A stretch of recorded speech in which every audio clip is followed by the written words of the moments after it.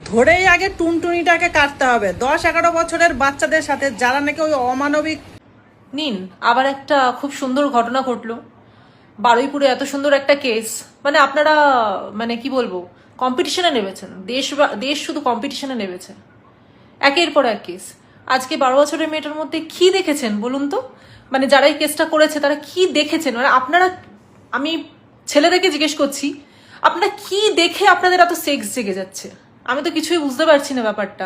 মানে একটু যদি খুলে বলেন তাহলে একটু মেয়েরা একটুখানি তাহলে বুঝতে পারে যে আপনাদের একটা 9 মাসের শিশু, 6 মাসের শিশু, একটা 12 বছরের মেয়ে, এদের দেখে কি সেক্স, এত সেক্স কিসের আপনাদের? কোথা থেকে আসছে এত সেক্স? আমি তো বুঝতে পারছি না আপনাদের এত সেক্স জাগছে কোথা থেকে?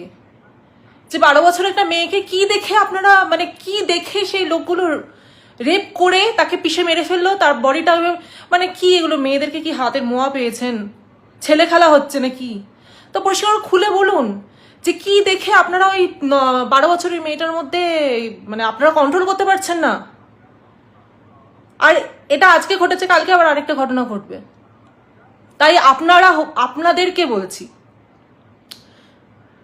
কারণ জানি না যারা যারা আমার ভিডিও দেখছে তাদের মধ্যেই হয়তো আরেকজন আবার নতুন নিউজ বার করবে। তা আপনি একটু খুলে বলুন না। আর এটা নিয়ে আবার পার্টি পলিটিক্স চলছে। এক পার্টি আরেক পার্টিকে দোষারোপ করছে, আরেক পার্টি আরেক পার্টিকে দোষারোপ করছে। সেটা নিয়ে এক দলের ওপর পা রেখে আরেক দল উঠতে চাইছে। কি হচ্ছে এগুলো? এত বাড়বাড়ন্তি বেড়েছে কেন আমাদের দেশটা, বুঝতে পারছি না। কোনো কিছুতে এগক আর না এগক, রেপ আর মলেস্টেশন আর মার্ডারে তো সবার আগে। আমি মানে কি বলবো, লোকে বলবে আপনি তো বাইরে আছেন। আরে ভাই, দেশে যাওয়ার চেষ্টা করছি, হাজব্যান্ডের সঙ্গে রেগুলার রীতিমতো ঝামেলা অশান্তি করছি, জেতার চেষ্টা করছি এই তর্কে যে না, আমি আমার মেয়েকে দেশে গিয়ে মানুষ করব, কোনো চিন্তা করো না, সে নিশ্চিন্তে থাকবে, তাকে ভালো স্কুলে দেবো, ভালো পরিবেশে রাখবো। কোন পরিবেশে রাখলে পরে সে ভালো থাকবে? আজকে তো বারবার করে আমি সেই তর্কে হেরে যাচ্ছি হাজব্যান্ডের কাছে। যে হাজব্যান্ড একটাই কথা বলছে যে দেখছো তো প্রত্যেকদিন নতুন নতুন কেস। তা মেয়েকে কোথায় সেফ রাখবে? প্রথমত তো ছেলে হয়নি, প্রথমত তো মেয়ে হয়েছে। কোন পরিবেশে, ইন্ডিয়ার কোথায় কোন এমন পরিবেশ রয়েছে বেঁচে যেখানে মেয়েদেরকে সেফ রাখা হবে? আমার মেয়ে সেফ থাকবে, আমি নিশ্চিন্ত থাকবো। বারবার তো এই যুক্তি তর্কে হেরে যাচ্ছি। বারবার ভাবছি যে না, এবার স্ট্রিক্ট ডিসিশন নেব যে না, বাচ্চাকে নিয়ে চলে যাব ইন্ডিয়াতে, নিজের দেশে।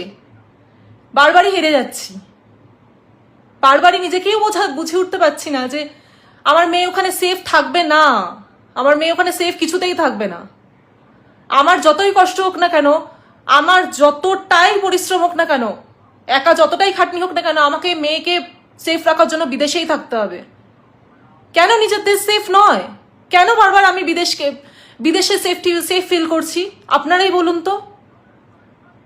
কিছু কিছু ক্রিটিসাইজাররা আসে এসে বলবে আপনি ওই কেসটা তো কাঁদেননি, এই কেসটা কাঁদছেন, এই কেসটা তো কাঁদেননি, ওই কেসটা কাঁদছেন। আপনারা চাইছেনটা কি? আর আপনাদের মানে যদি লোকেদের, পুরুষদের মধ্যে, এদের তো পুরুষ বলা যায় না, যদি পুংলিঙ্গের মধ্যে এতটাই সেক্স রয়েছে, এতটাই সেক্স, মানে কন্ট্রোল করতে পারছে না, একটা বাচ্চাকে দেখেও 2 দিন বাদে দেখবো কুকুর পশুকেও রেপ করে ফেলছে, এরকম অবস্থা হয়ে যাচ্ছে। তাহলে যারা এই ব্যবসা নিয়ে তো যারা ওপেন বসে রয়েছে তাদের কাছে যান। আরে তারা 20 টাকা 15 টাকা দিলে পরেও তারা রাজি আছে আপনাদের সাথে শুতে, নোংরামি করতে। তারা ওপেন রয়েছে, ওপেন তারা বিজনেস করছে, সেখানে যান, সেখানে গিয়ে করুন, আপনার তৃষ্ণা মিটিয়ে আসুন। একটা বাচ্চা শিশু, তারা কি করেছে? তাদের মধ্যে কি দেখলেন? কি জামা কাপড়ের কি ভঙ্গিমা তাদের মধ্যে দেখলেন? তারা কিভাবে আপনাদেরকে সিডিউস করেছে যে তাদেরকে মানে 4-5 জন মিলে রেপ করে, মানে তাদেরকে খুন করে ফেলে আবার বস্তার মধ্যে পুড়ে রেখে দিয়েছেন? কি ধরনের চরিত্র এটা? এটা পুরুষ মানুষ? আপনারা পুরুষ মানুষ মনে করছেন নিজেদেরকে? পুরুষ মানুষ হতে গেলে না দম লাগে, ঠিক আছে? নিজেদের ওপর কন্ট্রোল লাগে।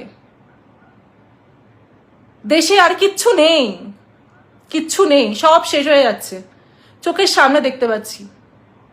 আপনারাই বলুন তো, কথাটা ভুল বললাম কি ঠিক বললাম? আমরা সবাই বোধহয় স্বপ্ন দেখছিলাম যে ওয়েস্ট বেঙ্গলটা বোধহয় সোনার বাংলা, সত্যি একদম সুন্দর হয়ে উঠবে, কিন্তু এই ওয়েস্ট বেঙ্গলটা না পুরো ধর্ষক মামলায় ভরে যাচ্ছে। আমার খুব কষ্ট আজকে বলতে লাগছে যে এই ছোট্ট মেয়েটাকে যারা নৃশংসভাবে ধর্ষণ করে খুন করেছে, মানে তাদেরকে কি ভাষায় গালাগালি দিলে, কি বললে বোধহয় হবে সেটা আমি বুঝতে পারছি না। তবে জানেন তো, আজকে আমার একটা মেয়ে আছে 11 বছরে, ও কিন্তু খেলতে যায়।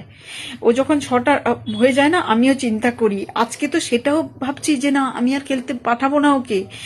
আজকে এই অগ্নিমিত্রা দেবী, আপনি বলেছিলেন যে বাচ্চারা, মেয়েরা, বউরা যে যখন খুশি বেরোবে, যা খুশি পোশাক পরে বেরোবেন।